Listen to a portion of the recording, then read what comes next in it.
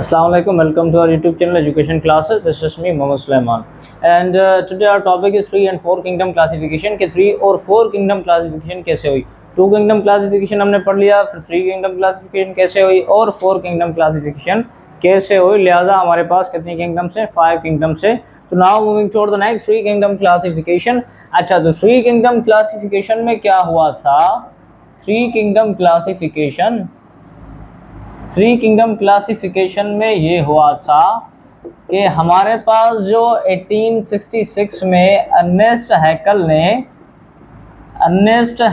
ने क्या किया कि जो 2 किंगडम क्लासिफिकेशन था उसमें प्लांट्स आए और एनिमल दोनों क्या थे, मल्टी सेल्यूलर थे या मल्टी सेल्यूलर एनिमल्स थे, मल्टी सेल्यूलर जो स्पीशीज थी.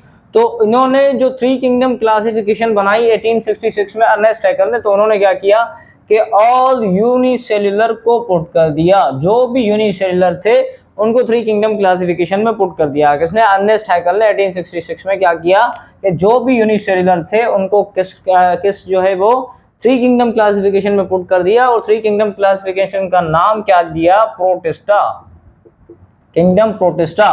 तो किंगडम प्रोटिस्टा में उन्होंने यूनिसेल्युलर को पुट कर दिया, जो भी यूनिसेल्युलर थे उनको पुट कर दिया. अच्छा, तो हुआ क्या कि हमारे पास जो है वो प्रोकैरियोटिक और यूकैरियोटिक का कॉन्सेप्ट तो था पहले से ही, प्रोकैरियोटिक और हमारे पास यूकैरियोटिक. प्रोकैरियोटिक और यूकैरियोटिक का कॉन्सेप्ट पहले ही था. प्रोकैरियोटिक का मकसद होता है लैक ऑफ न्यूक्लियस, या इसकी दूसरी definition the membrane of nucleus is absent, या इसकी तीसरी डेफिनेशन के do not have proper nucleus. जो भी आप लिखें, हम लिखते हैं lake of nucleus. Example, lake of nucleus and have proper nucleus. Eukaryotic में हैव प्रॉपर न्यूक्लियस. अच्छा, इसका कॉन्सेप्ट पहले से ही था यूकैरियोटिक और प्रोकैरियोटिक. ये क्या है? सेल के टाइप हैं, सेल के टाइप से वो सेल जिसमें लेक ऑफ न्यूक्लियस ना हो उसे प्रोकैरियोटिक कहते हैं, और जिसमें प्रॉपर न्यूक्लियस हो उसे हम यूकैरियोटिक कहते हैं. अच्छा, और उसके बाद अगर हम कहें तो इन्होंने क्या किया कि यूनिसेल्युलर को सारों को पुट कर दिया प्रोटिस्टा में. तो हुआ क्या कि हमारे पास पहले तो ये जो कॉन्सेप्ट है प्रोकैरियोटिक और यूकैरियोटिक का, ये फर्दर जो है वो क्लियर हुआ 1937 में फर्दर जो है वो क्लियर हो गया कि ये बिल्कुल सही है कि प्रोकैरियोटिक वो होते हैं जिसमें लैक ऑफ न्यूक्लियस, और यूकैरियोटिक वो होते हैं जिसमें हैव प्रॉपर न्यूक्लियस. तो 1937 में इसको जो है वो प्रूफ किया था एडवर्ड किटन ने इसको प्रूफ किया था. बहरहाल हमारे पास तो यूनिसेल्युलर को पुट कर दिया प्रोटिस्टा में, 3 किंगडम क्लासिफिकेशन बनाई 1866 में अर्नेस्ट हैकल ने. तो हुआ क्या, हमारे पास 1930 में जब माइक्रोस्कोपिक लेवल जब चेक किया गया तो यूनिसेल्युलर जो इस किंगडम को 2 ग्रुप्स में डिवाइड किया गया. प्रोटिस्टा को 2 ग्रुप्स में डिवाइड किया गया 1930 में. एक था लोअर प्रोटिस्टा और दूसरा था हायर प्रोटिस्टा.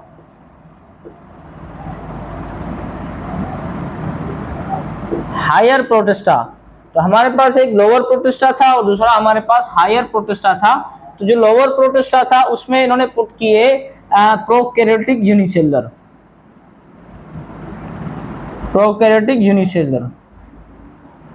और हमारे पास जो हायर प्रोटिस्टा था उनमें उन्होंने पुट किए यूकैरियोटिक यूनिसेल्युलर और मल्टीसेल्युलर. यूकैरियोटिक यूनिसेल्युलर और मल्टीसेल्युलर. ठीक है, तो प्रोकैरियोटिक यूनिसेल्युलर इसमें जो है हमारे पास बैक्टीरिया वगैरह, साइनोबैक्टीरिया आ जाते हैं, बैक्टीरिया और साइनोबैक्टीरिया हमारे पास आ जाते हैं. ठीक है, तो फिर क्या हुआ कि जब लोअर प्रोटिस्टा और हायर प्रोटिस्टा में इसको प्रोटिस्टा को डिवाइड किया गया, तो फिर एक जो है हमारे पास बायोलॉजिस्ट जिसे कहते हैं कोपलैंड ने हमारे पास 1959 में क्या किया, 4 किंगडम क्लासिफिकेशन कर दी. कैसे? जो लोअर प्रोटिस्टा था उसको एक अलग किंगडम का नाम दे दिया जिसे हम कहते हैं किंगडम मोनेरा. हमारे पास जो लोअर प्रोटिस्टा था जिसमें प्रोकैरियोटिक यूनिसेल्युलर थे, तो उसको उन्होंने क्या कर दिया, एक न्यू किंगडम का नाम दे दिया जिसे हम कहते हैं किंगडम मोनेरा. और जो हमारे पास हायर प्रोटिस्टा था उसको हमने नाम दे दिया किंगडम प्रोटिस्टा. तो इसका मकसद हुआ कि किंगडम मोनेरा में यूनिसेल्युलर प्रोकैरियोटिक पुट किए गए थे और किंगडम प्रोटिस्टा में हमारे पास यूनिसेल्युलर यूकैरियोटिक पुट किए गए थे. तो this is the classification of 3 and 4 kingdom. 3 kingdom classification से ही 4 किंगडम क्लासिफिकेशन की गई थी। 3 किंगडम क्लासिफिकेशन से ही 4 किंगडम क्लासिफिकेशन का, और 5 किंगडम भी इसी में से की गई थी। 5 किंगडम कहां से? 5 किंगडम की गई थी किंगडम प्रोटिस्टा से, क्योंकि किंगडम प्रोटिस्टा में उन्होंने फंजी को जो है वो पुट किया था, फंजी और अल्जी, लेकिन except blue green algae, except blue green algae को इसमें पुट नहीं किया गया था, एक्सेप्ट ब्लू ग्रीन अल्जाई। ठीक है, तो किंगडम प्रोटिस्टा में जब फंजी को पुट किया गया तो उन्होंने क्या किया कि इस फंजी को फिर निकाल के 5 किंगडम क्लासिफिकेशन में पुट कर दिया। ठीक है, तो इसको डिटेल में पढ़ेंगे, लेकिन आज हमारा टॉपिक था 3 किंगडम क्लासिफिकेशन और 4 किंगडम क्लासिफिकेशन। तो आई होप कि आपको ये समझ में आ गया होगा कि 3 किंगडम क्लासिफिकेशन जो थी, 3 किंगडम क्लासिफिकेशन 1866 में अर्नेस्ट हैकेल ने किंगडम प्रोटिस्टा को डिस्कवर किया था या प्रपोज किया था। तो फिर क्या हुआ कि किंगडम प्रोटिस्टा को 1930 में माइक्रोस्कोपिक लेवल में जब देखा गया तो उसको 2 टाइप्स में डिवाइड किया गया, lower protista, higher protista. Lower protista में हमारे पास प्रोकैरियोटिक यूनिसेलुलर आ गए और हायर प्रोटिस्टा में हमारे पास यूकैरियोटिक यूनिसेलुलर आ गए।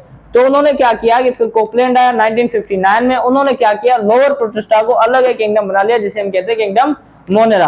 तो अगर हम रिजल्ट लिखें इसकी, तो हमारे पास जो किंगडम प्रोटिस्टा है उसको अर्नेस्ट हैकेल ने जो है वो क्लासिफाई किया था। अगर हम इसको जो है वो 1866 में अर्नेस्ट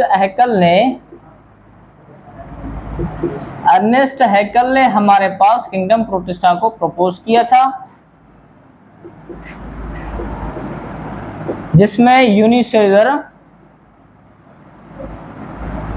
यूकैरियोटिक पुट किए गए। पहले इन्होंने यूकैरियोटिक भी पुट किए, प्रोकैरियोटिक, लेकिन रिजल्ट क्या बनी कि फिर आखिर में 1866 में अर्नेस्ट हैकेल ने जो किंगडम दी थी उसमें यूनिसेलुलर यूकैरियोटिक पुट किए गए। और हमारे पास 1959 में कोपलैंड ने जो हमारे पास लोअर प्रोटिस्टा को अलग एक नाम दे दिया जिसे हम कहते हैं किंगडम मोनेरा। किंगडम मोनेरा जिसमें यूनिसेलुलर प्रोकैरियोटिक हमारे पास पुट किए गए, यूनिसेलुलर प्रोकैरियोटिक। तो आई होप कि आपको रिजल्ट समझ में आ गया। 1866 में अर्नेस्ट हैकेल ने समझो किंगडम प्रोटिस्टा को किया, 1959 में कोपलैंड में इस किंगडम को कहां से जो है वो लिया, लोअर प्रोटिस्टा को एक अलग नाम दे दिया जिसे हम कहते हैं किंगडम मोनेरा।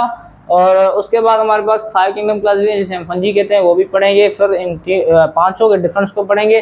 बहरहाल अगर हम यूकैरियोटिक और प्रोकैरियोटिक के कॉन्सेप्ट को और क्लियर कर दें तो मैं आपको समझाने के लिए समझा दूं कि यूकैरियोटिक और प्रोकैरियोटिक को कई तरीकों से डिफाइन करते हैं। चलिए मैं आपको बता देता हूं यूकैरियोटिक और प्रोकैरियोटिक। यूकैरियोटिक और प्रोकैरियोटिक, यू कहते हैं प्रॉपर को, प्रो कहते हैं प्रॉपर ना हो, लैक ऑफ। तो पहले तो हम कहते हैं कि प्रॉपर न्यूक्लियस या हैव न्यूक्लियस, हम कहते हैं हैव अ न्यूक्लियस। सेल में न्यूक्लियस हो तो उसे हम यूकैरियोटिक कहते हैं। Do not have a nucleus, cell में न्यूक्लियस ना हो तो उसे हम प्रोकैरियोटिक कहते हैं। एक तो इस तरीके से डिफाइन करते हैं। दूसरा हमारे पास डिफाइन करते हैं कि प्रॉपर न्यूक्लियस,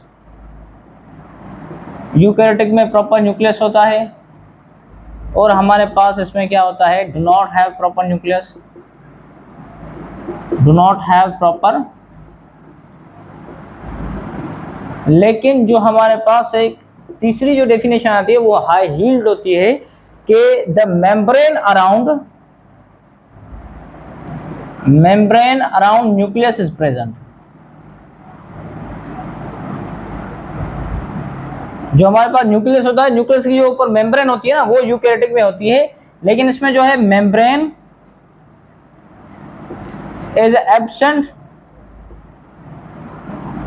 अराउंड न्यूक्लियस।